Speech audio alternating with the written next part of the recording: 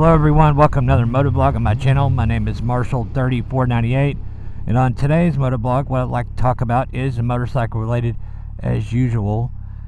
And oh, what in the world? All the water in the road. That's great, fellas. Thanks.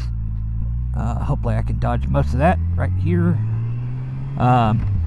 Sorry for that. Kind of freaked me out. Like, why is there a river running down the road? Today's motovlog is about our beginner motorcycles or cheap motorcycles. Kind of the same thing in a way. Are they boring? And the short answer is no.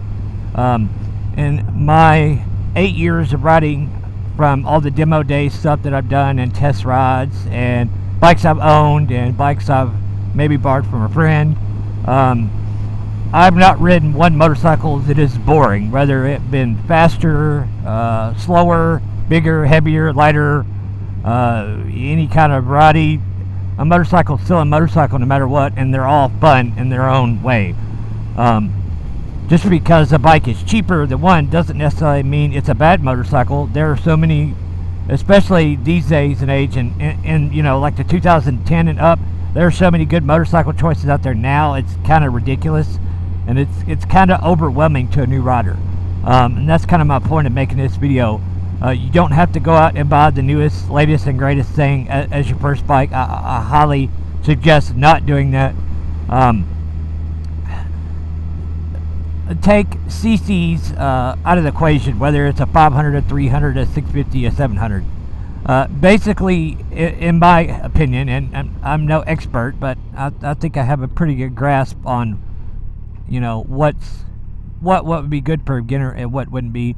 And in my humble opinion, anything with about 40 to say 60 horsepower is enough for someone in the U.S. to be able to commute on work, be fast enough to get on the interstate, you know, especially like commuting.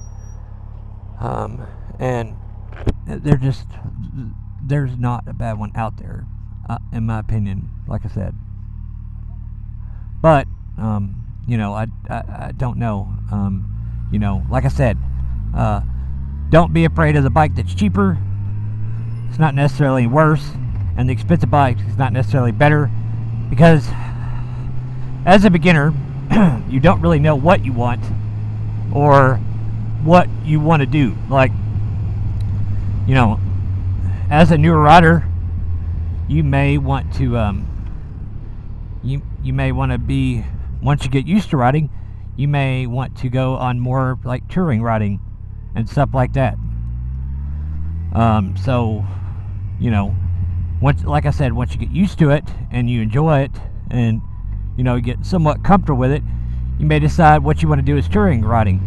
So if you buy, you know, X bike is not a forever bike, whatever your first choice will be, because it's going to take you a little while to know the kind of riding position you like or don't like.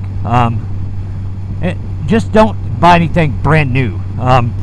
There's lots of good stuff, used stuff out there, from any manufacturer really. And, you know, as long as you don't thrash the bike and lay it down and stuff like that, you can ride that first bike for a year or two till you get comfortable, till you can maybe afford something a little bigger or a little better or a little nicer or a little newer or whatever the case may be, whatever you want next. But that bike that you have then is not necessarily going to be your forever bike and the one that, you know, that you ride on from then on out. It's just not the case. There are lots of good motorcycles out there. There's not a bad one made these days, like I said, and don't be afraid to get on it and start riding and learn what you like and what you don't like. You know, you may be one of these people that goes through 3 bikes before you find the bike that you really like and one that you really want to keep riding, and that's okay, because we've all been there and done that. You know, like my first adventure bike, not what I'm riding now, but my 2022 KLR 650 that I had and rode for almost a year, I thought was a good adventure bike choice for me. And turns out, on the surface, it would have been, but there were a few things that I just didn't want to keep riding it and to keep putting miles on it and taking value away from it. There were some things on it that I didn't like anymore, and I didn't want to continue riding that bike and not being happy with what I bought. And so I bought my 2023 KTM 890 Adventure, which I'm much more happy with than I was a KLR. Not saying that the KLR is a bad bike by any means, but it just wasn't for me, and there were some issues that I had with it that I didn't want to keep riding it and not enjoy riding it, because that's not what I bought it for. I bought it to enjoy riding it and enjoy it, and it just turned out it wasn't for me, and that's okay. Like I said, you may go through several of those kind of choices and all that before you get into something that you like, and that's okay, because that's why they make so many different choices, because there's so many different people's needs out there for what one wants versus the other, and that's okay. So that's basically what the point I'm trying to get across is don't be afraid to shop around. Like I said, the used market right now, it's crazy. There are so many different good choices, but don't buy anything brand new off the showroom floor, because if you want to sell it in a year, you're going to lose money, even though you may not thrash it, you may not drop it, but it's still a used bike.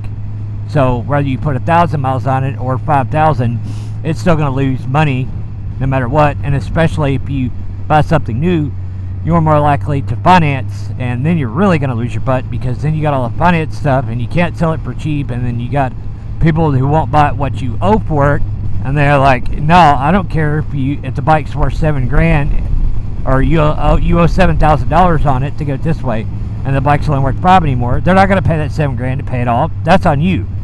And they can't have a clear title to put in their name to have their name to ride it and insure it and to put tags on it till the title's clear. So you're kind of stuck in that sense. So that's why I say, if you can buy one used, then go that route. If you don't want to go in debt, you can always do what I did, to buy my second bike. And if you have the ability and are willing to work hard and go for it, then get a second job and save up for it like I did. I didn't go into debt for any of my bikes, actually, now that I think about it. But